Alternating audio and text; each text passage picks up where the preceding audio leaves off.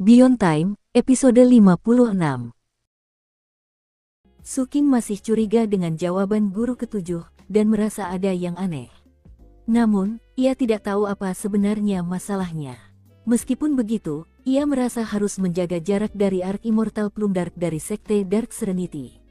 Sebenarnya, ia sudah memutuskan untuk tidak mendekati sekte itu lagi di masa mendatang. Dengan pikiran-pikiran seperti itu, ia menutup mata dan mulai bermeditasi. Sayangnya, ia tidak bisa berkonsentrasi. Akhirnya, ia membuka mata dan mengeluarkan kodeks obat pemberian Grandmaster Bai. Setelah membacanya selama sekitar 1 jam, ia merasa jauh lebih tenang. Demikian pula halnya hari demi hari berlalu, hingga setengah bulan pun berlalu. Selama setengah bulan itu, Suking berlatih kultivasi. Ia juga mengambil sebagian air dari sungai abadi-abadi dan menggunakannya untuk mencuci pecahan harta terlarang yang diperolehnya dari si maling. Sayangnya, pecahan harta terlarang itu mengeluarkan banyak mutagen, sehingga efek airnya minimal. Setelah berpikir sejenak, Suking memutuskan bahwa ia masih memiliki banyak keraguan tentang bayangannya. Karena itu, ia tetap menggunakan air sungai. Meskipun hasilnya tidak terlalu spektakuler, hasilnya lebih baik daripada tidak sama sekali. Segala sesuatu di ibu kota baru telah memasuki ritme baru. Pada titik inilah divisi keamanan khusus akhirnya ditugaskan untuk melakukan misi di luar sekte. Misi tersebut adalah tur inspeksi ke anak sungai-sungai abadi-abadi yang mengalir dari bekas sekte arbiter muda hingga prefektur penerima kaisar. Jalur anak sungai yang panjang dan berliku ini melintasi hampir separuh prefektur penerima kaisar.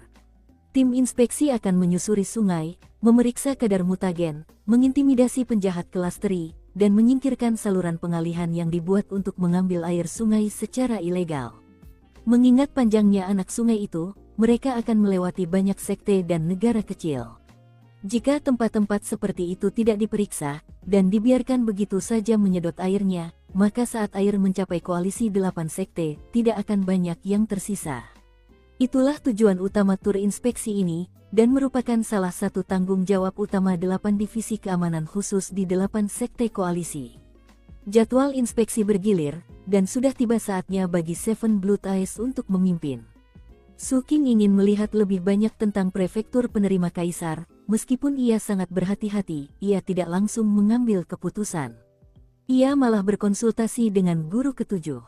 Guru ketujuh setuju bahwa dia harus menjalankan misi tersebut, dan memberi Suking sebuah slip giok khusus untuk menyembunyikan identitasnya. Berkat kepingan giok itu, Suking merasa jauh lebih tenang. Ia mengubah penampilannya, mengenakan pakaian baru, lalu menggunakan sihir untuk mengubah auranya. Kemudian, ketika pagi tiba untuk berangkat, ia dan kapten memimpin sekelompok 7 atau 800 murid menaiki 20 kapal besar. Mereka meninggalkan koalisi 8 sekte dengan meriah, lalu menuju ke sungai. Anak sungai itu sangat besar, dan semakin membesar semakin ke hulu. Di depan Suking terbentang perairan yang sangat luas, airnya bergelembung dan berbusa saat mengalir deras ke hilir. Energi abadinya begitu kuat, mengingat hari masih pagi, kabut abadi menyelimuti permukaan sungai, dan bahkan satu tarikan napas pun akan memperluas wawasan. Anak sungai itu lebarnya sekitar 30.000 meter, membuatnya tampak hampir seperti laut. 10 perahu besar itu berlayar beriringan, menjaga jarak sekitar 3.000 meter di antara mereka, sehingga semua perahu dapat melihat kedua sisi sungai dengan jelas. Patriark prajurit Vajra Emas sangat senang dengan situasi tersebut, dan setelah mengungkapkan keinginannya kepada Suking, menerima persetujuan untuk terbang dalam bentuk tusuk sate hitam dan mengolah dirinya, yang berjalan jauh lebih lancar mengingat keadaan di sekitarnya. Tidak ada pengaruh negatif pada bayangan Suking yang suram. Malahan, mengingat betapa suramnya bayangan itu karena matahari di atas kepala, bayangan itu mengirimkan sebagian dirinya yang meregang ke dalam air. Sesekali, ikan-ikan roh akan berenang di dekat bayangan itu, dan bayangan itu akan menyerapnya dalam sekejap mata. Tak lama kemudian, bayangan itu mengirimkan fluktuasi kepuasan kembali kepada Suking. Bisakah ia menyerap energi abadi? Suking menyadari, sungai kedalaman abadi ini sungguh menakjubkan. Sementara itu, kapten memandang ke kejauhan. Sambil mendesah sedih, ia berkata, tidak heran koalisi 8 sekte berusaha keras untuk menghancurkan sekte arbiter muda dan bendungan mereka. Mereka bahkan berani memprovokasi masyarakat abadi arbiter tertinggi. Semua itu demi mengalirkan sungai ini ke dalam sekte. Hal itu membuat kita bertanya-tanya betapa menakjubkannya sumber sungai itu. Para kultivator seperti kita seharusnya menyempatkan diri untuk mengunjungi sumber itu setidaknya sekali seumur hidup. Pemandangannya pasti menakjubkan. Jika aku menjadi seorang pendekar pedang, aku akhirnya akan bisa menikmati hidup sepenuhnya. Semuanya akan sepadan. Sang kapten berdiri di sana, tangannya tergenggam di belakang punggungnya, rambutnya berkibar tertiup angin. Su Qing menatap kapten dengan heran. Ia baru menyadari bahwa, meskipun sudah berada di sungai selama sekitar setengah hari, ia belum melihat kapten makan satu apel pun. Selain itu, kata-kata yang baru saja diucapkannya terasa agak aneh. Kapten biasanya tidak bersikap seperti itu. Su Qing mengeluarkan sebuah apel, menggigitnya, lalu mengangguk. Setelah dipikir-pikir lagi, insiden di sekte ketenangan gelap itu seolah membakar semangat kapten. Setiap kali mereka bertemu setelah itu, kapten selalu mengingatkan Su Qing pada Wu Jianwu. Kecuali untuk urusan membaca puisi. Pagi ini, efeknya terasa lebih nyata daripada sebelumnya. Kakak sulung, kamu mau apel? Tanya Su Qing. Saat angin bertiup, kapten menoleh dengan tajam. Apakah itu yang kau pikirkan tentang kakak tertuamu? Bahwa yang ia pedulikan hanyalah makan. Mendengar itu, Su Qing mengeluarkan apel lain dan melemparkannya kepada kapten. Sang kapten secara naluriah menangkapnya. Su Qing tidak mengatakan apa-apa. Sang kapten berdiri di sana dengan diam. Sesaat kemudian, keduanya jongkok bersama di haluan kapal sambil makan. Setelah beberapa suap, kapten mendesah. Kenapa menurutmu Ark Immortal Plumdark begitu tertarik padamu? Ada apa denganku? Aku kurang lebih sama denganmu. Kau tahu, setelah kejadian itu aku melakukan riset. Sewaktu Ark Immortal Plumdark masih muda, dia terkenal di seluruh prefektur penerima kaisar. Dia jauh lebih glamor daripada yang bisa kau gambarkan dengan kata-kata. Satu-satunya hal buruk yang dikatakan tentangnya adalah rumor yang disebarkan oleh orang-orang yang merayunya namun gagal. Su Qing tidak berkata apa-apa. Menatap kedua tepi sungai, ia teringat kembali pada berkas-berkas yang pernah dibacanya di sekte tentang sungai abadi yang mendalam. Di satu sisi, terdapat ratusan ribu gunung yang membentuk pegunungan keselamatan arbiter tertinggi, segelap malam, bagaikan tulang punggung binatang buas raksasa yang tak berujung. Di sanalah berdiam iblis, setan, hantu, dan monster, juga para grue, kultivator jahat, dan sekte yang tak terhitung jumlahnya. Di sanalah orang baik dan jahat bisa ditemukan, tetapi secara keseluruhan, tempat itu bagaikan neraka yang brutal di bumi. Di seberang sungai terdapat gurun luas dengan mutagen kuat dan hutan pohon-pohon mati. Terdapat pula banyak sekali negara kecil, yang sebagian besar bertahan hidup karena dijalankan oleh para petani. Saat Su Qing memikirkan isi berkas-berkas itu, kapten menghabiskan apelnya, lalu mengambil satu lagi dan mulai memakannya. Saat ia hendak mengatakan sesuatu, tiba-tiba ia mengalihkan pandangan ke kejauhan. Su Qing juga melihat ke arah yang sama. Pada saat yang sama, sebuah pesan suara datang dari para pengikut di salah satu kapal di depan. Manusia terlihat di depan, di tepi sungai. Jaraknya cukup jauh sehingga para murid di perahu yang lebih jauh tidak dapat melihat. Namun, Su Qing dan kapten memiliki pandangan yang sempurna. Setelah melihat negara yang disebutkan dalam pesan tersebut, Su Qing dan kapten bereaksi dengan emosi yang campur aduk. Su Qing melihat sejumlah besar manusia biasa, ada yang tua, ada yang muda. Ada pria dan wanita, dan semuanya memiliki warna kulit kehijauan kehitaman akibat mutagen. Bahkan, banyak yang hampir mengalami mutasi.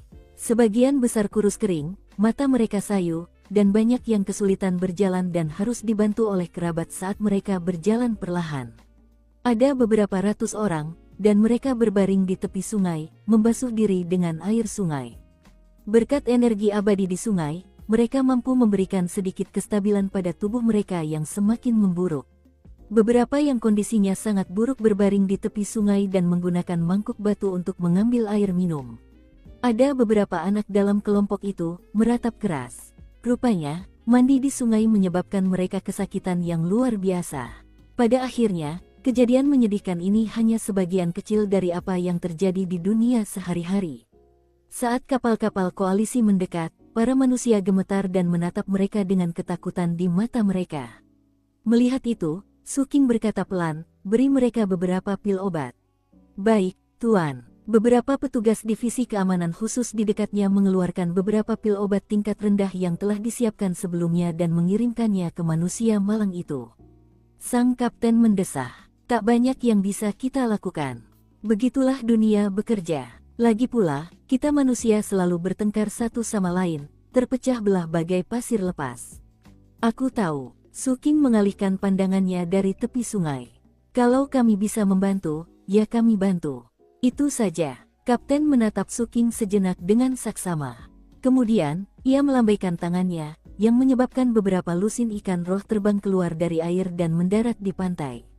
Ikan roh bagaikan pil obat, mereka dapat membersihkan mutagen. Bahkan, mereka jauh lebih efektif daripada air. Kapten menepuk bahu Suking. "Kurasa inilah alasan orang tua itu menyukaimu, King kecil. Itu juga alasan aku senang berada di dekatmu." Suking tidak menjawab. Waktu berlalu. Secepat kilat, sebulan perjalanan berlalu. Selama masa itu, mereka berulang kali menyaksikan pemandangan menyedihkan di tepi sungai. Suking melihat manusia biasa, pembudidaya liar, dan bahkan seluruh bangsa. Kelompok-kelompok seperti itu berkumpul di sungai untuk membersihkan diri dari mutagen. Mereka getir dan sengsara, dan sebagian besar berada dalam kondisi yang begitu buruk sehingga hampir lumpuh. Banyak yang berada tepat di ambang mutasi. Meskipun pembukaan anak sungai ini telah memberikan manfaat besar bagi koalisi 8 sekte, hal itu juga membawa kelegaan bagi banyak bangsa dan masyarakat yang menderita di wilayah tersebut. Hal itu memberi mereka sedikit harapan. Koalisi 8 sekte mengizinkan hal itu terjadi. Selama tidak ada yang mencoba mengalihkan aliran air, mereka tidak akan ikut campur. Hasilnya, penduduk yang menderita memiliki peluang bertahan hidup yang sedikit lebih baik. Sepanjang perjalanan, Suking dan anggota tim inspeksi lainnya akan membagikan pil obat tingkat rendah. Hal ini tidak dilakukan oleh sekte lain, dan telah didorong oleh guru ketujuh. Mengingat perjalanan yang panjang, Suking menghabiskan waktu untuk berlatih kultivasi. Di sisi lain, sang kapten tidak bisa diam saja, dan sering pergi memancing, atau bahkan pergi ke darat untuk berburu binatang. Suatu hari, kapal di posisi terdepan mengirimkan pesan yang menunjukkan bahwa mereka menghadapi situasi yang tidak mereka ketahui cara mengatasinya. Suking keluar dari sesi kultivasinya dan berjalan keluar kabin. Dia mendapati kapten di haluan kapal, tengah menatap ke kejauhan. "Ini pertama kalinya kami menghadapi hal seperti ini," kata kapten. "Kalau mereka pembudidaya, kita bisa saja membantai mereka. Tapi mereka bukan. Ada negara kecil di depan sana dengan populasi sekitar 40,000 sampai 50,000 jiwa. Mereka mengambil air sungai, dan mereka mencoba membangun kanal." Mendengar kata-kata kapten, Suking melangkah ke haluan dan melihat ke kejauhan. Ia melihat ribuan orang mendorong gerobak kayu berisi ember-ember air. Orang-orang yang melakukan pekerjaan itu kurus kering dan kekurangan gizi. Yang mengawasi operasi itu adalah para pejuang fana yang meneriaki warga biasa dan menggunakan cambuk agar mereka tetap bergerak. Ada juga beberapa warga yang menggali tanah untuk mencoba mengalihkan air sungai. Gerobak-gerobak itu berderap menuju sebuah negara kecil yang agak jauh. Melihat ini, mata Suking menyipit. Lalu ia menatap para penduduk yang kurus kering dan kekurangan gizi. Bayangan mereka membentang panjang dan jauh di bawah sinar matahari terbenam. Meskipun bayangan itu tampak biasa saja, ketika Suking mengamati mereka, ia menyadari mereka semua kehilangan satu telinga. Telinga kiri, pupil mata Suking mengecil. Hanya sedikit orang yang akan menyadari detail bayangan tersebut. Hanya karena pengalaman Suking dengan bayangannya sendiri yang mengerikan, ia sering memperhatikan bayangan orang lain dengan saksama. Bahkan, saat Suking memandang ke kejauhan, bayangannya sendiri memancarkan fluktuasi yang menggetarkan. Jenis, yang, sama, konsumsi. Suking tidak membutuhkan terjemahan apapun dari prajurit Vajra Emas Patriark untuk memahami apa yang dikatakan bayangan itu. Matanya menyipit. Sesaat kemudian, ia berkata, "Pasti ada yang aneh di sini. Terutama di kanal itu. Sepertinya mereka tidak benar-benar mencoba mengalihkan air. Lebih seperti mereka mencoba menarik perhatian kita." Melihat situasinya, sang kapten tersenyum. "Apakah ini teriakan minta tolong? Menarik. Ayo, bawa raja negara kecil itu untuk diinterogasi. Ada yang tidak beres di sini. Mereka tahu aturan yang ditetapkan koalisi. Tak lama kemudian, seberkas cahaya mendekat ketika petugas dari Seven Blood Eyes datang membawa seorang pria tua gemuk berjubah kuning. Dengan gemetar, pria tua itu menjatuhkan diri ke dek dan berlutut. Yang mulia abadi, aku mohon padamu, selamatkan bangsaku. Sambil meratap, sang raja melanjutkan menjelaskan situasi tersebut kepada Su King dan kapten. Bangsanya disebut negara bagian Ciruo. Salah satu leluhurnya adalah seorang kultivator pendirian yayasan dari sebuah sekte kecil. Karena tidak memiliki harapan untuk mencapai inti emas, ia menetap di daerah ini, berkeluarga, dan akhirnya mengumpulkan cukup banyak warga di bawah panjinya untuk mendirikan sebuah negara kecil. Hidup memang keras, tetapi karena mereka setia kepada sebuah sekte kecil di pegunungan keselamatan arbiter tertinggi, mereka memiliki perlindungan yang cukup untuk tetap aman setiap hari. Meskipun makanan mereka terkontaminasi mutagen, mereka berhasil bertahan hidup. Meskipun manusia di sini memiliki umur yang pendek, mereka tak bisa berbuat apa-apa. Namun, semuanya berubah ketika anak sungai Everlasting Immortal Profundity River muncul. Alasan perubahan itu terletak pada pertikaian sengit yang terus-menerus terjadi antar kelompok di pegunungan keselamatan arbiter tertinggi. Dan situasi dengan sungai itu membuat segalanya semakin dramatis. Sekitar sebulan yang lalu, sekte kecil yang setia kepada negara Ciruo dibasmi oleh 3 kultivator non-manusia. Mereka membunuh semua orang dan kemudian mengambil alih markas sekte. Karena mereka memuja Gunung Tiga Roh Penekan Dao, mereka menyebut diri mereka Tiga Roh Kecil. Dan mereka mewajibkan semua bangsa di sekitar untuk membayar kesetiaan mereka dalam bentuk air sungai. Jika suatu bangsa tidak memberi mereka jumlah air yang dibutuhkan tepat waktu, mereka akan memakan 1000 warga dari bangsa tersebut. Dengan begitu, tak akan butuh waktu lama bagi suatu bangsa untuk musnah sepenuhnya jika mereka tidak mengirimkan air. 3 roh kecil jelas-jelas memanfaatkan cara koalisi 8 sekte memperlakukan manusia lainnya. Lagi pula, koalisi tidak menghentikan manusia mengambil air dari sungai. Mengingat banyaknya air yang dibutuhkan 3 roh kecil, dan fakta bahwa mereka dilarang mengalihkan aliran anak sungai secara langsung, mereka pun menyusun rencana cerdik ini. Raja sendiri adalah seorang kultivator, meskipun ia hanya berada di tingkat kondensasi Ki. Dengan suara gemetar, ia berkata, kita melewatkan tenggat waktu, dan 3 roh kecil datang dan melahap 1000 warga kita. Mereka pergi pagi ini. Jika kita tidak memberi mereka cukup air lain kali, mereka akan kembali. Tidak ada yang bisa kulakukan. Ideku adalah mulai menggali kanal itu untuk menarik perhatian kalian para dewa tingkat tinggi. Dugaan Su King memang benar. Tindakan mereka mengalihkan air sungai itu merupakan panggilan minta tolong. Sambil menunduk, ia mengamati bayangan raja yang terpantul di dek kapal oleh sinar matahari. Telinga kiri bayangan itu hilang. Namun, karena sudutnya, bayangan itu tidak langsung terlihat. Dan entah sengaja atau tidak, sang raja terus memiringkan kepalanya ke samping, sehingga detail itu sulit ditemukan. Hanya orang yang memperhatikan dengan saksama yang akan menyadarinya saat ia bersujud. 3 roh kecil, sang kapten menyipitkan matanya. Sang kapten sangat jeli, dan karena itu, ia mampu mengidentifikasi hal mana yang dikatakan raja yang benar, dan mana yang tidak. Demikian pula, Su King memiliki cukup pengalaman untuk mengatakan bahwa sebagian dari apa yang dikatakan raja itu benar, sementara ada hal-hal lain yang ia sembunyikan. Sebelum mengambil keputusan akhir, mereka mengirim beberapa perwira ke wilayah yang dikuasai 3 roh kecil.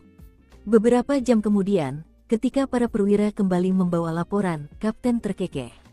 Sambil menatap Su King, ia berkata, yang terkuat di antara mereka adalah 3 kultivator dengan kekuatan 2 api. Kapten meletakkan tangan kanannya di dek, mengaktifkan formasi mantra.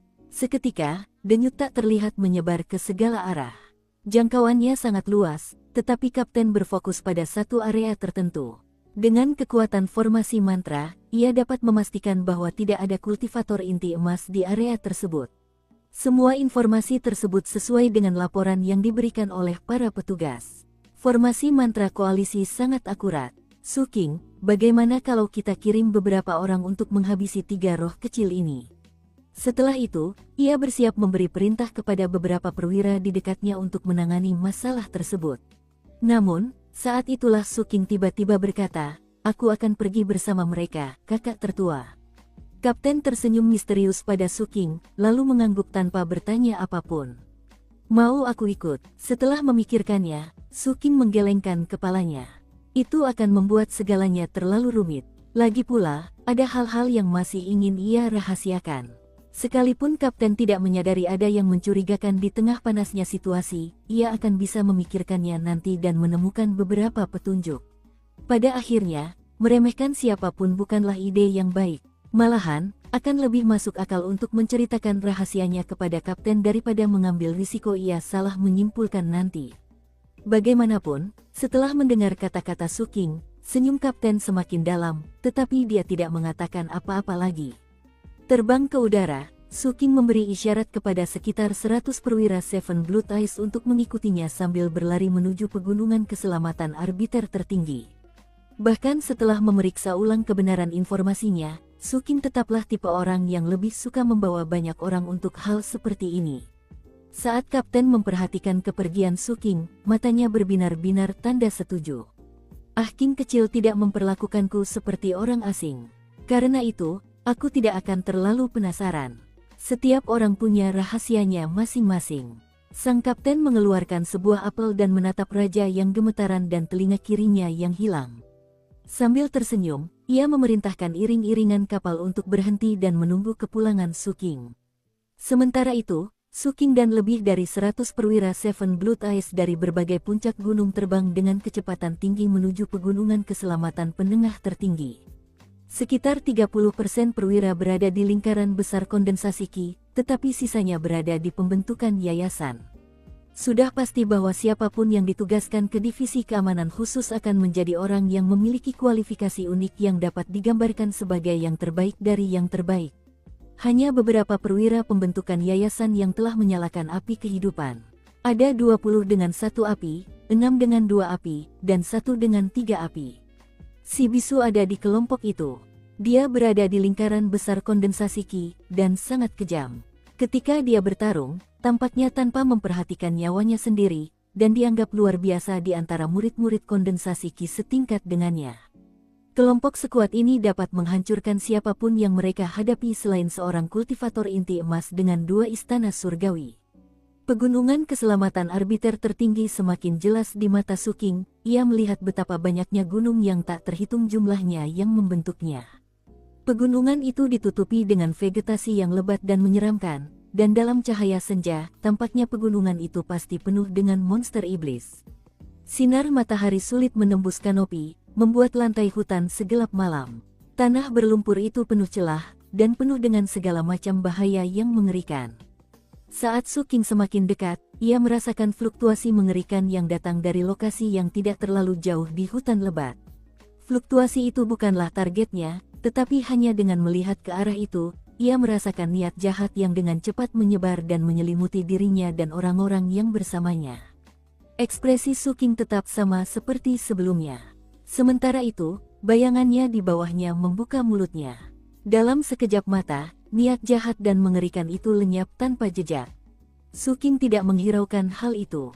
Ia terus terbang, memperhatikan bau busuk yang tercium dari bawah. Lebih jauh ke bawah, ia melihat tengkorak-tengkorak berdarah manusia, non-manusia, dan hewan tergantung di pepohonan. Darah menetes dari tengkorak-tengkorak itu dan mendarat di atas mayat-mayat yang membusuk di bawahnya. Lumpur itu sendiri seperti gumpalan darah kental. Segalanya tampak seperti tiruan dari gunung penekan Dao Tiga Roh. Sambil mengerutkan kening, Suking menatap suatu titik tertentu di pegunungan di depannya, tepatnya, sebuah gua besar, yang darinya muncul hiruk-pikuk suara. Makhluk-makhluk non-manusia yang ganas berderap masuk, membawa mayat-mayat manusia dan hewan yang hangus di pundak mereka. Melihat itu, tatapan Suking berubah dingin. "Bantai jalan masuk kalian. Bunuh para pemimpinnya. Jangan tinggalkan satu pun yang selamat." "Baik, Tuan." Petugas divisi keamanan khusus menjadi sorotan cahaya terang yang ditembakkan langsung ke mulut gua. Makhluk non-manusia yang membawa makanan itu terkejut, dan bahkan tidak sempat berteriak minta tolong sebelum kepala mereka sendiri terlepas dari bahu mereka. Si bisu memimpin, menghunus belati. Setelah menjilati darah dari bilahnya, ia melesat masuk lebih dalam ke dalam gua. Yang lain mengikuti, dan tak lama kemudian, lolongan amarah menggema, disertai jeritan kesakitan. Dengan wajah tanpa ekspresi, Suking melangkah masuk, tusuk sate besinya tergantung di sampingnya, bayangannya menjulur keluar dari kakinya. Di dalam mulut gua tidak ada apa-apa, hanya mayat-mayat. Sambil tertawa terbahak-bahak, prajurit Vajra Emas Patriark menusukkan tusuk sate ke mayat satu demi satu untuk memastikan mereka mati. Banyak yang sebenarnya hanya berpura-pura mati, dan berteriak sebelum mati. Bayangan itu mengabaikan mayat-mayat dan mereka yang berpura-pura mati, dan malah merambah ke bagian gua yang lebih dalam. Suking mengikutinya, bergerak cepat. Saat suara pertempuran mulai menghilang, ia mencapai bagian terdalam gua. Gua itu indah dengan lubang selebar kurang lebih 3 meter di atasnya, yang melaluinya langit senja terlihat. Beberapa meja tersebar acak, dan makanan yang disajikan terdiri dari berbagai macam mayat. Para petugas divisi keamanan khusus semuanya ada di sana, setelah menangkap lebih dari 20 non-manusia, yang kini berlutut di tanah, terikat. Mereka jelas ketakutan. Di antara mereka, ada 3 orang yang masing-masing memiliki 2 api kehidupan, dan mereka dipenuhi luka baru. Dengan mata penuh kengerian, mereka menatap Suking saat ia masuk. Yang memiliki basis kultivasi tertinggi ditutupi sisik, dan api kehidupannya menyala. Jika sekte pengawas mau mendengarkan kita, Suking tidak menunggu penjelasannya, dan hanya melambaikan tangannya. Kepala makhluk non-manusia itu terlepas dari bahunya. Makhluk non-manusia lainnya tersentak ketakutan, dan tidak ada seorang pun yang berani berbicara. Suking masih belum berkata sepatah kata pun.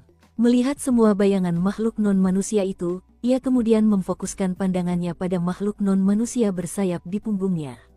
Dia adalah anggota peringkat kedua tertinggi dari 3 roh kecil. Dia menggigil saat menatap Suking. Lalu, tepat ketika dia hendak berbicara, wajahnya berubah.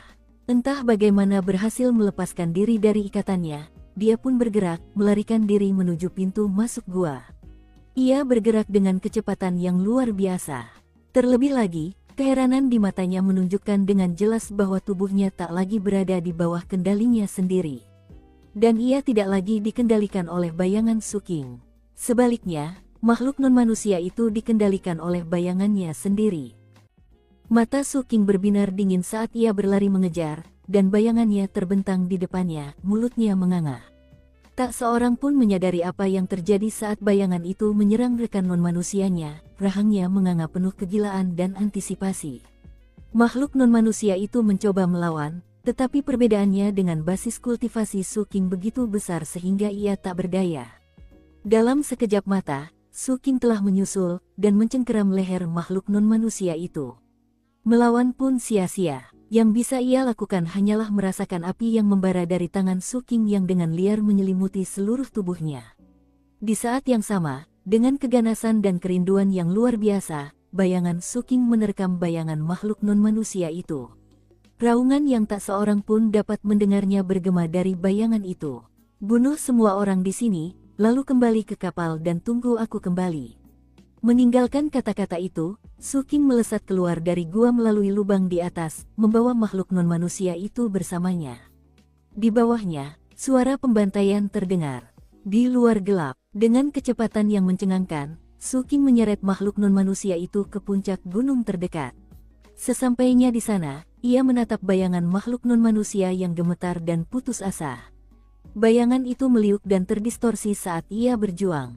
Suking dapat melihat bayangannya sendiri berada di dalam bayangan makhluk non-manusia itu, dan mereka saling menggigit dalam pertempuran sampai mati.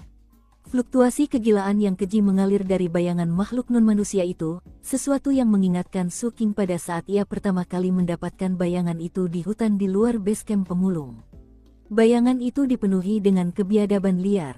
Baru setelah Suking berulang kali menghancurkan bayangannya, bayangan itu akhirnya kehilangan sebagian sifat biadabnya, dan mulai mematuhinya.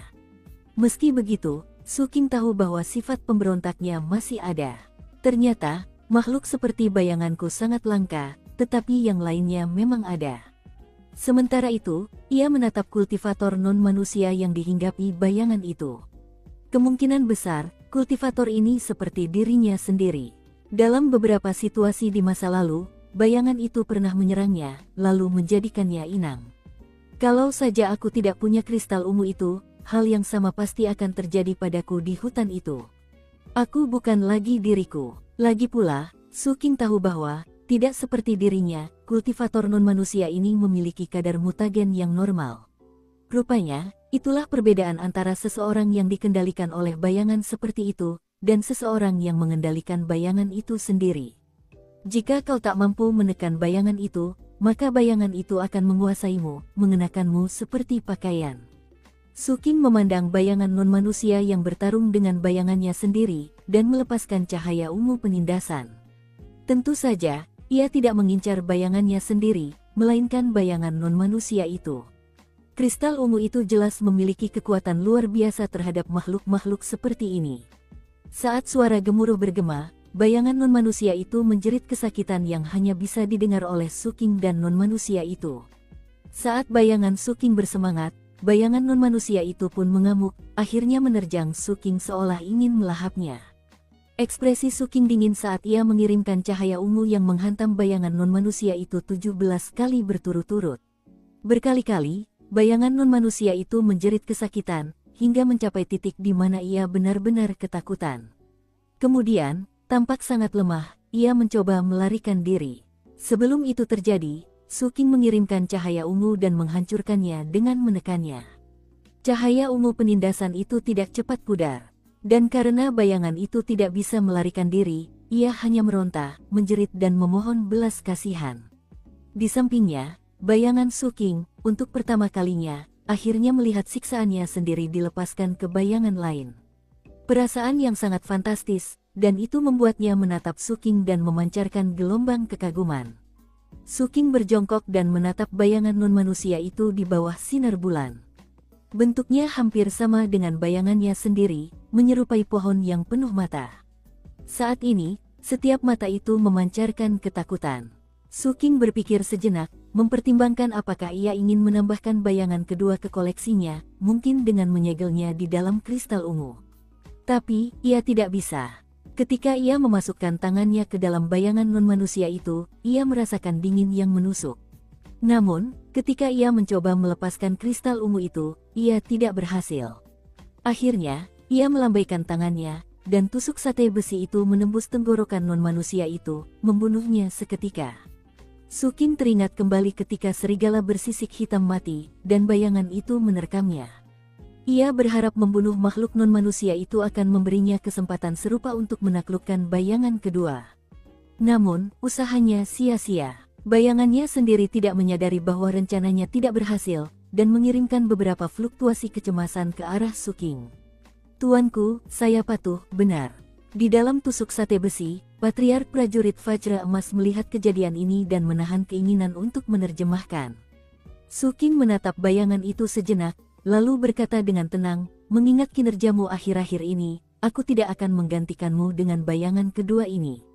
Tapi ingat, semua jasamu sebelumnya tidak berarti apa-apa sekarang. Kedepannya, jika kinerjamu tidak bagus, lain kali, aku akan menggantikanmu. Bayangan kecil itu gemetar menanggapi, dan menggelengkan kepalanya dengan liar. Patriark Prajurit Vajra Emas melihat semua ini dan merasa sangat senang. Su King mengerutkan kening. Bayangan itu langsung bereaksi, menggelengkan kepalanya dengan lebih kuat. Jelas sekali ia sangat gugup, karena ia kembali pada apa yang diajarkan sang patriark tentang cara berkomunikasi. Untungnya, ia juga bisa mengirimkan fluktuasi, yang memungkinkannya untuk dengan sungguh-sungguh mengakui Su King. Su King akhirnya mengangguk, kau boleh melahapnya. Su King bangkit berdiri, namun, ia tetap mempertahankan kekuatan penekan. Saat bayangan non-manusia itu menjerit, bayangan Su King membuka mulutnya lebar-lebar dan mulai melahapnya. Prosesnya memakan waktu sebatang dupa. Akhirnya, bayangan Su King melahap habis bayangan non-manusia itu, lalu bersendawa dan mengirimkan perasaan memuja kepada Su King.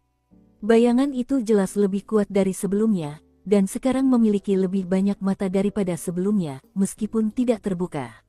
Terlebih lagi, pohon bayangan itu sekarang memiliki kuncup bunga. Waktu menyerap lebih kuat. Melihat Su King melihatnya, bayangan itu mengirimkan beberapa fluktuasi lagi. Su King mengalihkan pandangannya dan fokus pada Gunung Tiga Roh Kecil. Ia puas dengan apa yang ia peroleh dari kejadian ini. berubah menjadi seberkas cahaya, ia melesat ke kejauhan. Tak lama kemudian, Suking kembali ke anak sungai-sungai abadi-abadi di atas kapal bersama kapten. Raja negara kecil itu telah pergi, dan para perwira yang dibawa Suking pun telah kembali. Sudah berakhir, tanya kapten dengan senyum misterius. Suking mengangguk. Baguslah, kata kapten. Ia tidak bertanya lebih lanjut. Sambil meregangkan badan, ia meletakkan tangannya di belakang kepala, berbaring di dek, dan menatap langit malam. Suking duduk bersila untuk melakukan latihan pernapasan. Angin senja berhembus, mengibaskan rambut mereka saat kapal-kapal bergerak melawan arus. Suara air bak simfoni alami, berputar-putar di sekitar mereka saat mereka hanyut ke kejauhan. Waktu berlalu, tak lama kemudian, mereka telah menempuh perjalanan selama sebulan. Kapal-kapal divisi keamanan khusus telah menyelesaikan sekitar setengah dari tur inspeksi mereka. Alasan mereka dapat melakukannya begitu cepat adalah karena kapal-kapal koalisi sangat mengagumkan. Mereka tidak hanya memiliki kemampuan ofensif dan defensif yang luar biasa, tetapi juga sangat cepat. Selain itu, hanya sedikit sekte atau bangsa yang berani mencoba mengalihkan air sungai. Lagi pula, ini bukanlah tur inspeksi pertama koalisi. Oleh karena itu, semuanya relatif damai, dan mereka dapat bergerak cepat. Kultivasi Suking juga berkembang pesat. Ia akhirnya membuka bukaan Dharma ke-102, memberinya kekuatan Dharma yang semakin kuat. Kapten, setelah makan beberapa ikan roh setengah bulan sebelumnya, jatuh cinta dengan rasanya, dan menghabiskan setiap hari memakan berbagai jenis ikan. Setelah mencicipi beberapa, Suking merasa rasanya cukup enak. Setelah itu, semua orang di kapal mulai memancing untuk mencari makanan. Saat itu, kapten duduk di sebelah Suking, mengedipkan mata. "Ah, King kecil." Suking membuka matanya dengan enggan, melambaikan tangan, dan mengeluarkan bola api. Sang kapten dengan ahli mulai memanggang ikan di atasnya. "Teknik budidayaku sama sekali tidak ada hubungannya dengan api," katanya bersemangat. "Dan meskipun aku berhasil memanggil api, rasanya tetap saja berbeda. Ah, King kecil, api unggunmu memang yang terbaik." Itu benar-benar menonjolkan rasa unik ikan roh ini. Suking mengabaikannya dan hendak kembali bermeditasi ketika raut wajahnya berubah. Sang kapten pun mendongak, dan bersama-sama, mereka menatap langit yang jauh. Dua sinar cahaya melesat menembus kubah surga, satu demi satu. Rupanya, sedang terjadi kejar-kejaran. Di depan duduk seorang lelaki tua berambut merah. Dadanya robek dan berdarah, rupanya ia terluka. Wajahnya yang menyeramkan dipenuhi kerutan. Ditambah dengan matanya yang keji, ia tampak sangat ganas. Melayang di atas kepalanya adalah dua istana surgawi hitam pekat yang memancarkan aura yang sangat mengejutkan. Ia kebetulan terbang tepat di atas sebuah bangsa kecil non-manusia. Melambaikan tangannya, ia menyebabkan hampir 10.000 dari mereka terbang ke udara, semuanya berdarah dari mata, telinga, hidung, dan mulut mereka. Keputusasaan menutupi wajah mereka saat darah mereka mengalir ke langit, mendarat di telapak tangan lelaki tua yang menyeramkan itu, dan kemudian berubah menjadi pil darah yang ia telan. Sesaat kemudian, luka-lukanya tampak berkurang parah. Ia baru saja hendak melanjutkan pengambilan darah dari para non-manusia ketika aliran energi pedang tiba. Pria tua jahat itu menjerit karena terpaksa melarikan diri alih-alih melanjutkan penyembuhan dirinya. Adapun makhluk non-manusia, mereka jatuh kembali ke tanah, sebagian mati, sebagian hanya terluka. Orang yang melepaskan energi pedang itu adalah seorang pemuda berjubah putih panjang. 27 pedang berputar tanpa henti di belakangnya, yang darinya melesatkan aliran energi pedang saat ia terus menyerang lelaki tua itu. Ia tampan, dengan alis setajam pedang, mata yang berkilauan bagai bintang, dan rambut yang berkibar-kibar di sekelilingnya saat ia bergerak. Namun, yang paling mencolok adalah desain berapi-api yang disulam di jubahnya. "Lihat jubahnya." Orang itu seorang pendekar pedang. Mata kapten terbelalak, dan dia langsung menjadi sangat bersemangat. Catatan, saya telah mengedit detail tentang jubah pendekar pedang agar sesuai dengan kelanjutannya nanti, tetapi saya menyimpan detail asli di catatan kaki ini untuk keperluan pengarsipan. Dalam versi asli bahasa Mandarin, kapten memperhatikan bahwa pendekar pedang memiliki desain bunga bohinia di jubahnya yang menandainya sebagai pendekar pedang. Namun, kemudian, jubah mereka benar-benar berbeda, dan bunga bauhinia tidak pernah disebutkan lagi setidaknya dalam kaitannya dengan pendekar pedang. Bauhinia terkenal di Tiongkok karena merupakan gambar utama pada lambang daerah Hong Kong mulai tahun 1997 yang terlihat seperti ini. Banyak pembaca Tiongkok menyebutkan aspek ini. Jika nanti ternyata saya salah dan bunga bauhinia benar-benar mengidentifikasi pendekar pedang, saya akan dengan rendah hati meminta maaf dan menyesuaikan teksnya. Meskipun demikian, saya telah membaca cukup jauh ke depan sehingga saya cukup yakin detail dalam bab ini terlupakan, atau diubah dan penulis tidak pernah kembali untuk menyesuaikannya. Kita lanjut ke alur ceritanya. Su Qing telah mendengar tentang para pendekar pedang dari Kapten. Mereka adalah salah satu dari 5 divisi surgawi besar manusia. Masing-masing dari 7 kabupaten memiliki istana pendekar pedang, dan semua prefektur memiliki pengadilan pendekar pedang. Namun, Su Qing belum pernah melihat langsung jurus pedang. Setelah mendengar seruan kapten, ia mengamati lebih dekat. Kedua sosok yang terbang di langit itu memiliki kecakapan tempur yang mengerikan dan fluktuasi yang mengejutkan. Keduanya, dengan satu serangan telapak tangan, dapat membunuh Su Qing tanpa keraguan, asalkan ia tidak memiliki restu pertahanan dari Master Ketujuh. 2 istana surgawi, gumam Su Qing.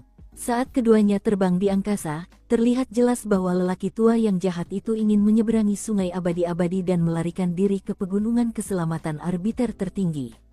Namun kemudian ia melihat ke bawah dan melihat kapal-kapal koalisi di sungai, dan tatapannya menjadi semakin tajam. Mengingat betapa terlukanya dia perlu mengonsumsi energi dan darah untuk pulih. Jelas, dia sama sekali tidak peduli bahwa orang-orang di kapal berasal dari koalisi 8 sekte. Dengan mata yang memancarkan keganasan, dia tiba-tiba menghilang, berubah menjadi beberapa lusin klon. Angin gelap bertiup kencang saat klon-klonnya melesat ke arah kapal untuk melahap mereka yang ada di dalamnya.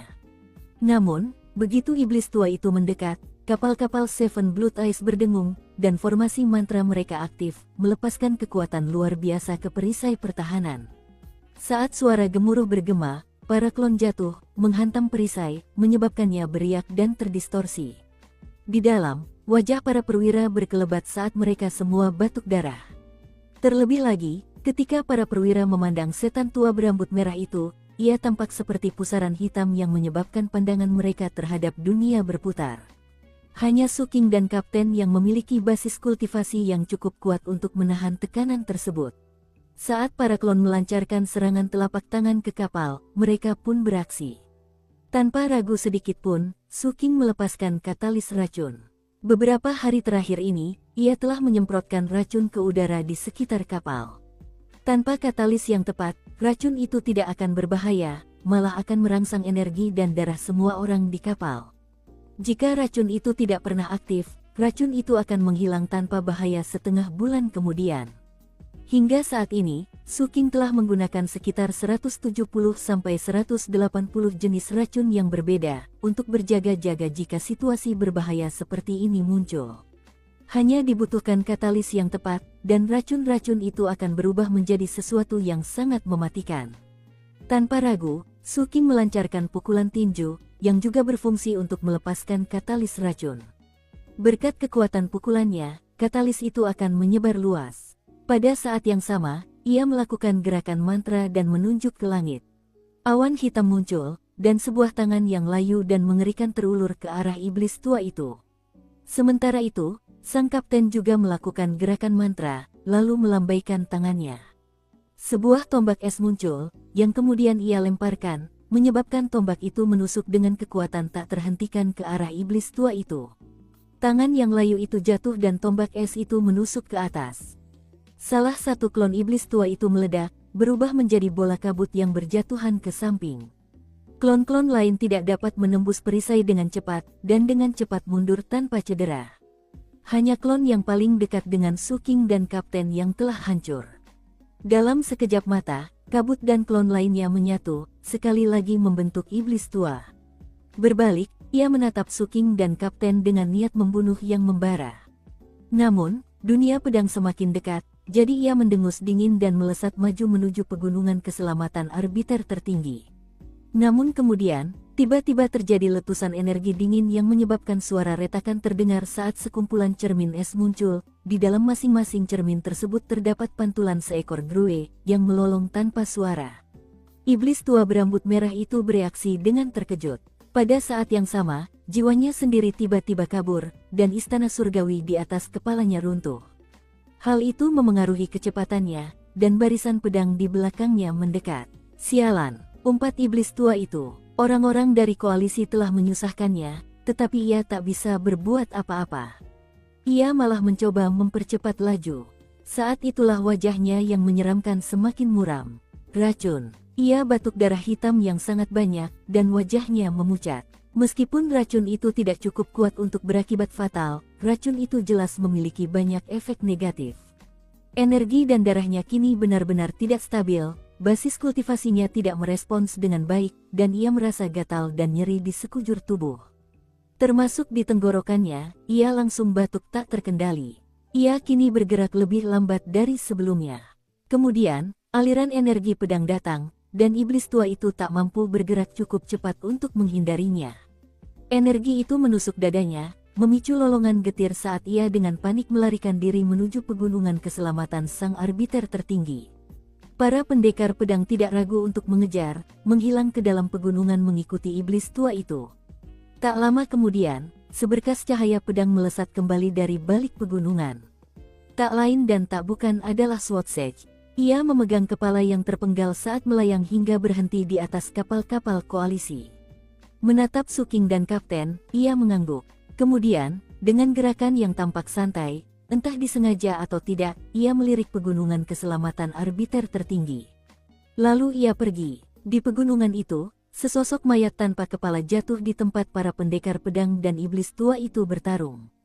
Jari-jari mayat itu berkedut. Tanpa sepengetahuan iblis tua itu, ada sebuah mata di bayangannya. Pada saat yang sama, kembali di anak sungai abadi-abadi, mata Suking menyipit saat bayangannya menyampaikan kenyataan bahwa iblis tua berambut merah itu hanya berpura-pura mati. Mengingat bagaimana ia menyerang sebelumnya, jelas ia adalah orang yang ganas, dan jika ia pulih sepenuhnya, ia akan menjadi bencana potensial di kemudian hari. Suking menatap Kapten, dan Kapten balas menatapnya. Keduanya berbicara bersamaan. Dia adalah bencana yang potensial. Dia punya harta karun di dalam dirinya. Keduanya berdiri, lalu berubah menjadi dua berkas cahaya yang melesat tepat ke arah pegunungan keselamatan arbiter tertinggi. Saat mereka mendekat, hidung Kapten berkedut saat ia mengendus-endus area itu, mencari jejak iblis tua itu. Namun, Suking memimpin, karena indera arahnya jauh lebih akurat.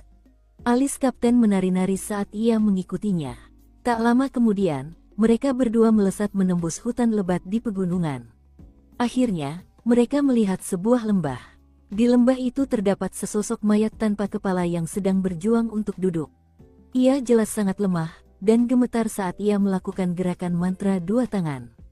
Yang mengejutkan, daging di pangkal lehernya menggeliat saat mulai menyebar membentuk kepala baru. Kemudian sebuah mata muncul dari gumpalan daging itu, yang menatap miring ke arah dua sosok yang memasuki lembah. Mereka tak lain adalah Suking dan Kapten. Kau bisa saja kabur. Sebaliknya, kau hanya perlu memprovokasi kami. Kami tidak menyerangmu. Apa perlunya? Sang Kapten menyeringai, dan matanya bersinar misterius. Di dalam pupilnya terbayang wajah yang identik dengannya, juga menyeringai ganas. Pada saat yang sama, gejolak yang berdenyut darinya membuat iblis tua tanpa kepala itu menggigil. Lalu ada Suking, wajahnya tanpa ekspresi, menatap iblis tua itu seolah-olah ia sudah mati. Fluktuasi Suking hanya setara dengan level 3 api, tetapi iblis tua itu entah bagaimana merasa lemah dengan satu-satunya istana surgawinya. Hal itu membuatnya semakin menggigil. Ia kini jauh lebih lemah, dan istana surgawinya diambang kehancuran. Meskipun inti emasnya masih ada, kekuatan tempurnya telah menurun drastis. Tas penyimpanan dan peralatan sihirnya telah lenyap, direnggut bersama kepalanya oleh dunia pedang. Ia pikir ia telah menipu dunia pedang itu, tetapi sekarang tampaknya dunia pedang itu tidak ingin bersusah payah membunuhnya, dan malah membiarkan kedua bajingan itu membalas dendam. Ia hendak mengirimkan semacam kehendak ilahi untuk berkomunikasi dengan mereka, tetapi sebelum ia sempat, Suking dan Kapten menerkam. Iblis tua itu melompat dan mencoba melarikan diri, tetapi mendapati segerombolan dinding es menghalangi jalannya. Di balik dinding es itu terbentang lautan luas dengan ombak yang mengamuk, seperti tsunami yang sedang menuju ke arahnya. Bukan hanya satu serangan, melainkan 9 serangan berturut-turut yang menghantam iblis tua yang terluka itu. Selain serangan tsunami 9 kali lipat, sebuah tangan es terulur dan dengan ganas mencengkeram iblis tua itu. Di dalam tangan es itu terdapat wajah kapten, mata terpejam, tetapi mulut menganga lebar. Iblis tua itu gemetar saat ia didorong mundur lagi. Mata yang terjulur di lehernya tampak ketakutan saat ia dengan cemas mengirimkan pesan melalui kehendak ilahi. Teman-teman muda, ini kesalahanku sebelumnya. Sebelum ia sempat selesai bicara, Su King menerjang maju dengan kecepatan yang mengejutkan, tangan kanannya mengepal. Tangan itu menghantam iblis tua itu, mencabik-cabik sebagian besar tubuh lelaki tua itu hingga terpental mundur. Kemudian Su King melakukan gerakan mantra dengan tangan kirinya, dan awan hitam memenuhi langit saat tangan yang layu itu kembali terulur, kali ini mendarat di leher iblis tua yang berlumuran darah. Iblis tua itu menjerit dengan kehendak ilahi. Saat tubuhnya terus runtuh, sebuah pusaran muncul di belakangnya, berubah menjadi mulut raksasa yang menyambarnya. Suara berderak terdengar saat separuh tubuh iblis tua itu dilahap. Kemudian mulut raksasa itu memuntahkannya. Iblis tua itu kesakitan. Tubuhnya terpotong di pinggang dan kehendak ilahinya sangat lemah, karena separuhnya telah dilahap. Su King menatap pusaran itu dan teringat Master Ketujuh menggunakan teknik yang sama untuk melahap 3 ahli inti emas. Menjijikkan, kata kapten saat pusaran air menghilang, lalu ia pergi sambil meludah berulang kali. Terlalu asam, aku lebih suka rasa yang lebih ringan. Aku berharap bisa dapat camilan enak. Benar-benar menjijikkan. Ia segera mengambil buah pir dan mulai melahapnya. Rupanya, buah itulah satu-satunya yang bisa memuaskan hasratnya untuk ngemil. Mengabaikan kapten, Su King menghampiri iblis tua yang sedang kesulitan bernapas. Mengulurkan tangan kanannya, ia menyentuh dahi iblis tua itu dan menyemburkan api unggun. Saat iblis tua itu dikorbankan, kekuatan jiwa berkumpul dalam diri Su King, dan suara retakan terdengar saat lubang Dharma ke-103, ke-104, dan ke-105 miliknya terbuka. Namun, itu tidak berhenti di situ. Dharma ke-106 dan ke-107-nya menyusul. Akhirnya, Dharma Aperture ke-108-nya terbuka. Kemudian, gagak emas muncul dan mulai menyerap iblis tua yang gemetar itu. Setelah kehilangan kehendak ilahinya, iblis tua itu tidak dapat berbuat apa-apa karena tubuh dan darahnya telah habis dimakan api. Pada akhirnya, ia menjadi abu yang hanyut terbawa angin. Setelah itu, Su King berdiri. Sang kapten memandang ke tempat iblis tua itu menghilang, lalu tersenyum pada Su King. King kecil, menurutmu dia iblis tua itu, atau kita berdua iblis tua itu? Dia sudah benar-benar hilang. Su King serius mempertimbangkan pertanyaan itu, dan hendak menjawabnya ketika, tiba-tiba, kabut muncul di sekitar mereka di hutan. Angin jahat tengah berdenyut. Kabut tebal menyebar menembus hutan lebat di pegunungan, dengan cepat mencapai Su King dan kapten. Dalam sekejap, mereka pun terbungkus kabut. Saking tebalnya, mereka bahkan tak bisa melihat setengah meter pun di sekitar mereka. Semuanya kabur dan tak jelas. Bahkan langit pun tak terlihat di atas kepala. Kabut itu datang begitu cepat, dan begitu dingin, sehingga mustahil ia muncul secara alami. Kemungkinan besar, kabut itu dipanggil oleh Grue. Yang lebih jelas lagi, ketika Su King menyentuhnya, ia bisa merasakan ada banyak entitas kecil di dalam kabut, mencoba menembus tubuhnya melalui pori-pori. Untungnya, dengan pertahanan lampu kehidupannya, serangan kabut Grue itu tidak berpengaruh apa-apa. Ini mengingatkanku pada kabut kebingungan di wilayah terlarang dekat markas pemulung. Namun, ada perbedaan level yang jelas di antara keduanya. Saat Su King melihat sekeliling, ia menyadari bahwa kabut itu membuatnya mustahil untuk merasakan aura kapten.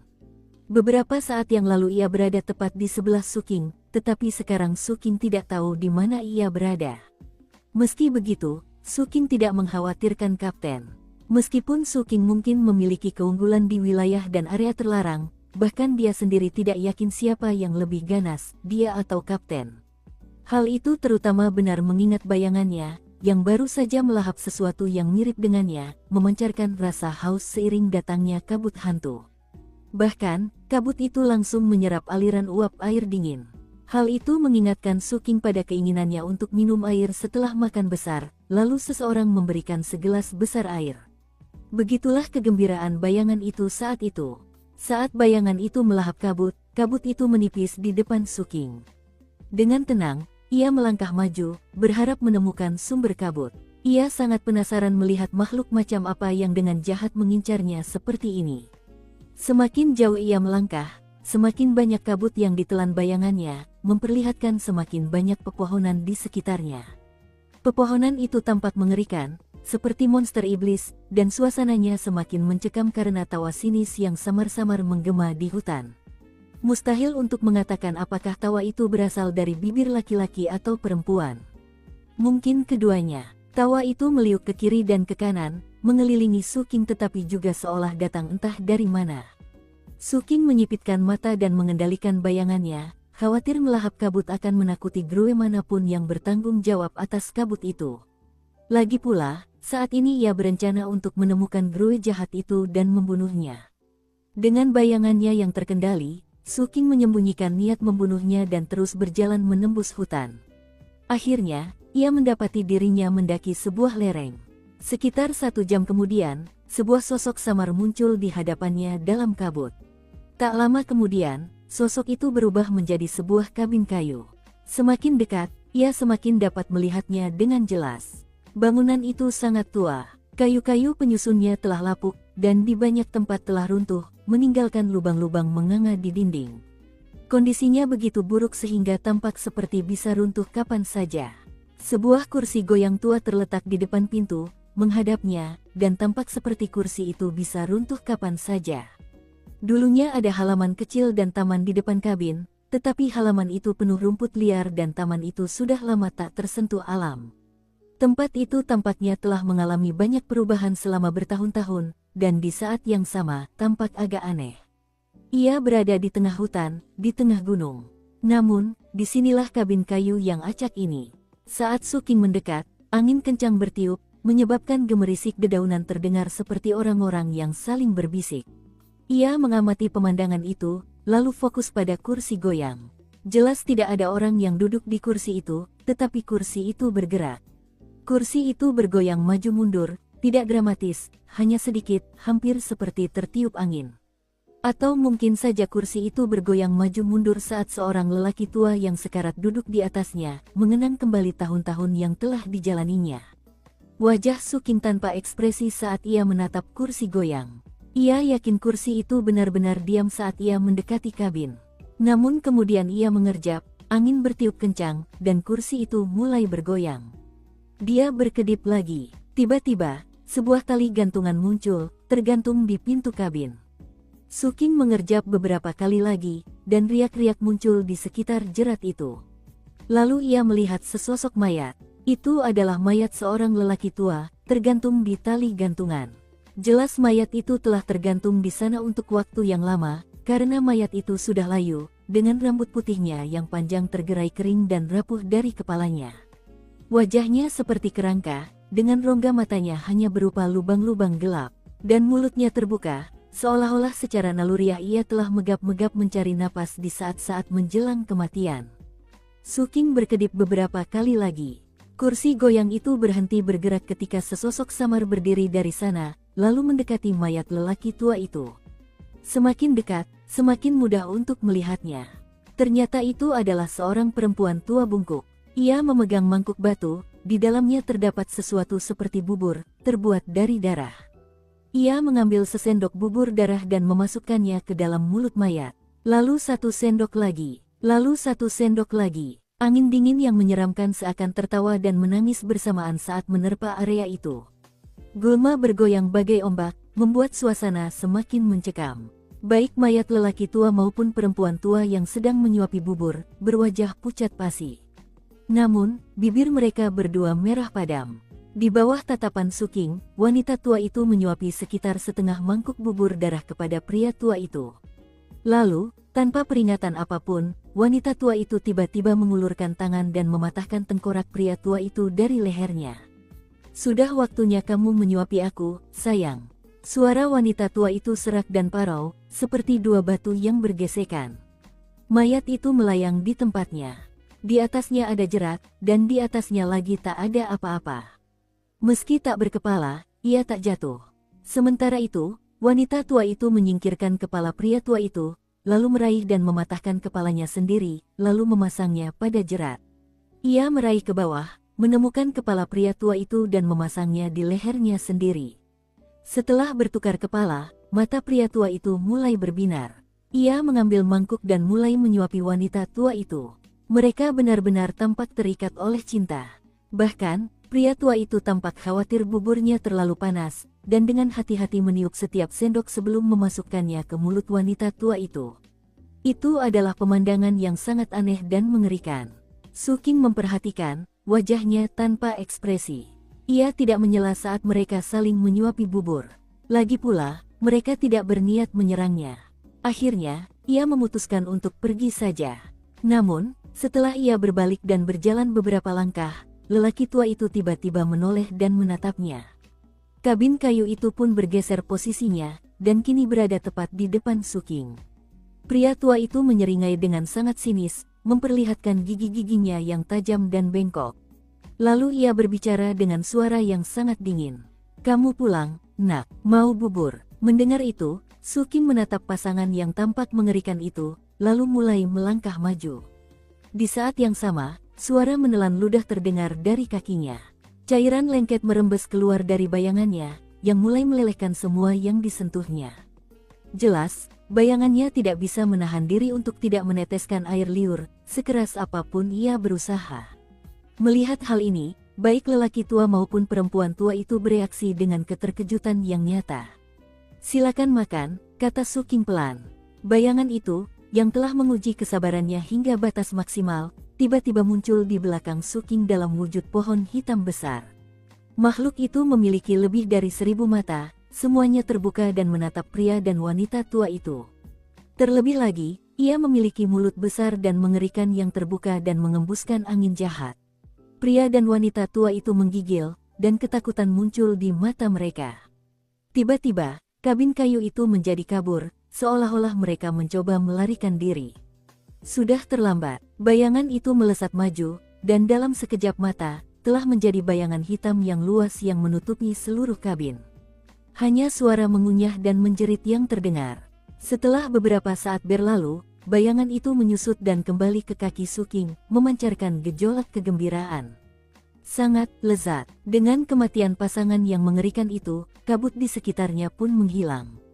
Setelah beberapa saat, kabut itu menghilang tanpa jejak. Su Qing terus berjalan hingga ia melihat kapten di depan.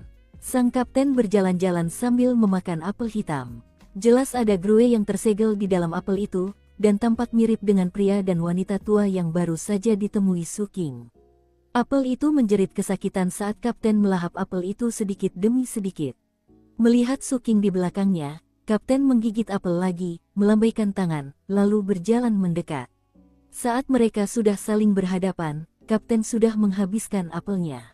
Sambil menjilati bibirnya dengan puas, ia berkata, "Itu hidangan pembuka yang lezat. Sekarang aku benar-benar lapar. Bagaimana kalau kita terus melihat-lihat?" Mendengar kata-kata kapten, bayangan Su Qing mengirimkan gejolak kerinduan. Bahkan, hampir terdengar seperti permohonan seorang anak kecil. Ia masih lapar dan haus. Su Qing mengangguk. Hal itu membuat patriark prajurit Vajra Emas benar-benar waspada.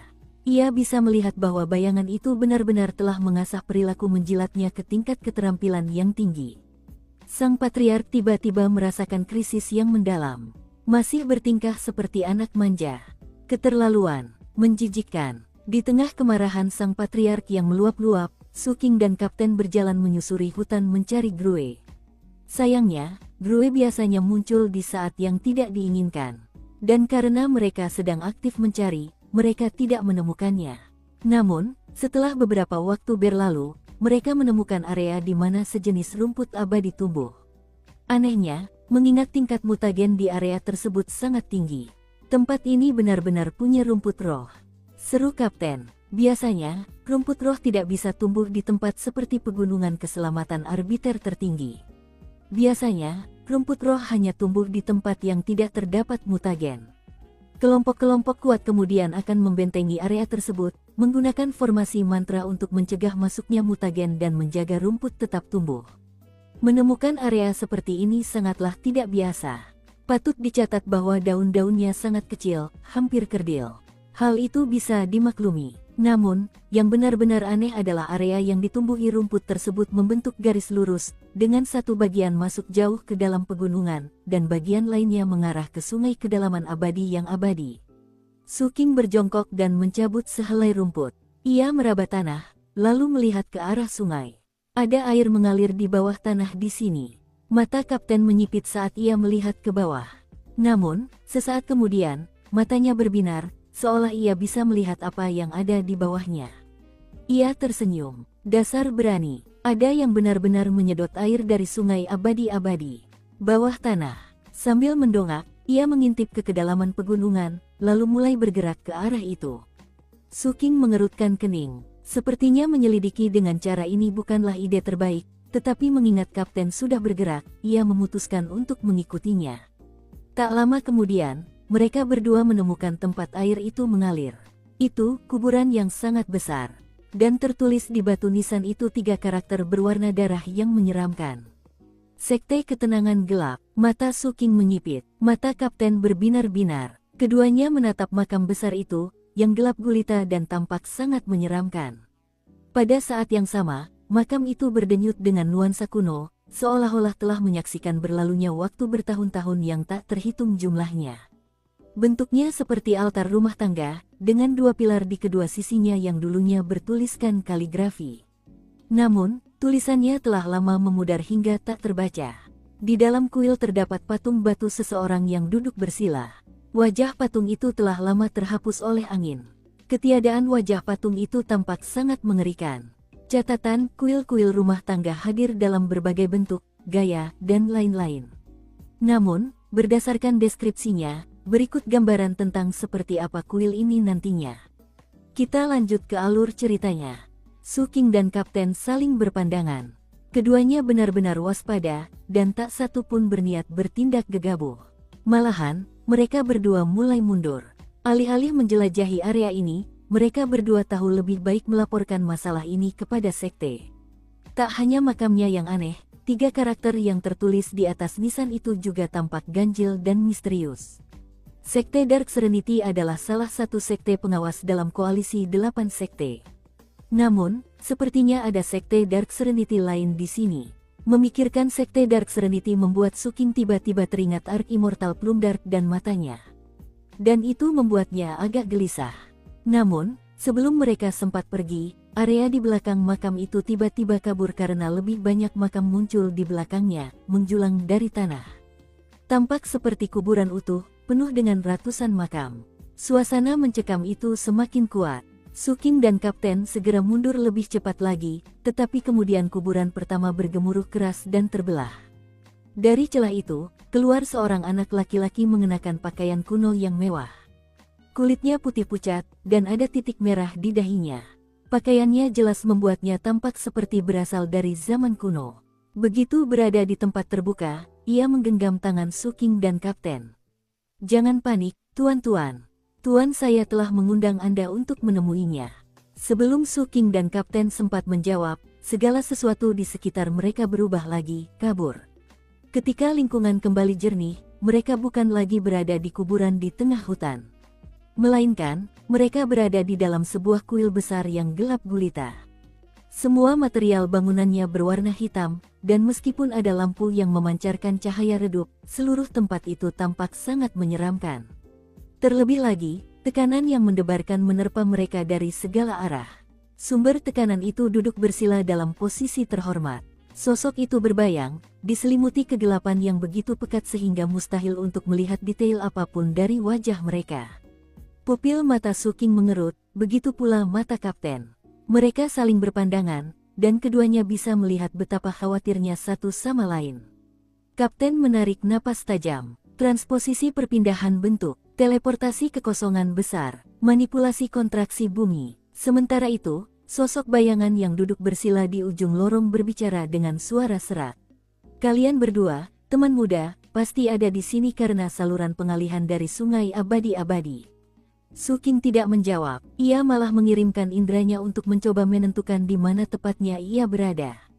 Ia juga memeriksa apakah teleportasi terkunci di area tersebut. Setelah memastikan tidak terkunci, ia menghela napas lega. Meski begitu, ia tetap waspada. Tetap tenang dan kalem, Kapten mencoba mengirim pesan kepada divisi keamanan khusus, sambil terkekeh dan berkata, "Kami tidak berani berbohong padamu, senior. Kami murid dari koalisi 8 sekte. Dan ya, itulah alasan kami di sini. Ini tugas kami. Tolong, jangan tersinggung, senior." Tekanan di aula tiba-tiba menjadi lebih intens. "Beberapa hari ini, aku sedang meramu pil keberuntungan Dark Nether, dan aku perlu membersihkannya dengan air sungai. Aku hanya butuh 5 hari lagi, dan aku akan selesai. Setelah itu, aku akan menyingkirkan saluran pengalihan. Senior, itu sama sekali bukan masalah," kata Kapten sambil tersenyum. "Kita bahkan tidak perlu melaporkan masalah ini ke koalisi 8 sekte. Bahkan, jangan merasa perlu menyelesaikannya setelah 5 hari. Silakan luangkan waktu sesukamu, lalu singkirkan saluran pengalihan setelah selesai." Kapten bersikap sangat hormat dan ramah. Namun, ia tetap mengawasi kegelapan di sekitarnya, dan juga meletakkan tangan kanannya di belakang punggungnya dan memberi isyarat kepada Suking. Suking melirik isyarat Kapten, lalu dengan santai menatap bayangannya di bawahnya. Bayangan itu membentuk bayangan seorang lelaki tua yang sedang memakan serangga. Bayangan itu jelas telah meningkatkan kemampuannya, karena bayangan itu tampak sangat nyata, bahkan menampilkan ekspresi ngeri di wajah lelaki tua itu. Serangga yang dimakannya seukuran ibu jari, dan seiring meningkatnya kecemasan lelaki tua itu, ia melahap serangga-serangga itu semakin cepat. Ia duduk di atas sebuah batu besar, dan semakin banyak serangga yang dimakannya, semakin keras batu itu. Pada saat yang sama, lelaki tua itu mengeluarkan gelembung-gelembung yang melayang ke udara, menuju Suking dan Kapten, untuk mengepung mereka. Di balik itu, bayangan itu memperjelas bahwa di luar jangkauan gelembung-gelembung itu terdapat 7 atau 8 sosok bayangan, semuanya tampak sangat gugup. Suking membuka matanya lebar-lebar dan menatap lurus ke arah sosok bersila, berselimut bayangan dan memancarkan tekanan yang mengerikan. "Bagus sekali," kata sosok bersila itu. "Kalian berdua tidak perlu gugup. Mengingat koalisi kalian juga punya sekte ketenangan gelap, aku tidak akan merepotkan kalian. Kalian tinggal berbalik dan pergi. Kalian akan keluar dari sini setelah berjalan 100 langkah. Ingat saja, jangan menoleh ke belakang. Aku khawatir aku akan kehilangan kendali dan tak sengaja memakan kalian berdua." Sosok itu berbicara dengan suara yang sangat menyeramkan, dan menekankan kata-kata terakhirnya dengan suara tercekat, seolah-olah ia sedang berusaha keras mengendalikan diri. Secara keseluruhan, penampilannya sangat mengerikan. "Keluar dari sini," bentaknya, dan lampu di kuil berkedip-kedip dramatis. Suasana tiba-tiba menjadi jauh lebih tegang. Adapun sang kapten, dia berkedip cepat saat melihat sosok lain dalam kegelapan. "Tunggu apa lagi? Pergi." Kali ini, suara sosok bayangan itu terdengar sedikit bergetar. "Bajingan," kata kapten, "pertunjukanmu bagus sekali. Kau hampir saja membuat kami pergi."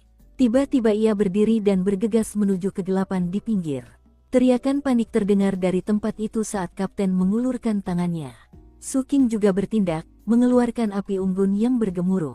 Dalam sekejap mata, kuil di sekitarnya lenyap, begitu pula kuburannya. Mereka masih berada di hutan di pegunungan keselamatan arbiter tertinggi, dan mereka masih berada di depan kuburan yang sama. Namun, semua kuburan lainnya telah lenyap, dan di tempat mereka berdiri sebuah sekte kecil yang terdiri dari 7 atau 8 kabin kayu. Di balik kabin-kabin itu terdapat reruntuhan yang runtuh. Keadaannya benar-benar berbeda dari apa yang pernah dilihat Suking dan kapten sebelumnya. Namun, tidak semua yang mereka lihat hanyalah ilusi. Tepat di luar gerbang utama sekte terdapat sebuah prasasti batu yang di atasnya tertulis huruf-huruf sekte ketenangan gelap. Suking dan kapten berada tepat di luar sekte. Di depan mereka berdiri seorang lelaki tua yang tampak acak-acakan, dengan raut wajah terkejut dan semangkuk batu berisi serangga di tangannya. Ia sedang mundur menjauh dari mereka. Ada 7 atau 8 murid yang mengelilingi mereka. Mereka semua pucat dan kurus kering, dan mata mereka berkilat ketakutan. Ketika lelaki tua itu melihat tatapan tajam di mata kapten, ia berseru, "Kasihanilah kami, kakak-kakak. Kami semua manusia di sini. Tolong, jangan menghakimi kami terlalu keras." Sang kapten mengabaikan permohonan lelaki tua itu, dan malah langsung menuju ke arahnya. Sukin mengamati area tersebut dan memastikan bahwa para murid yang kurus kering itu nyata.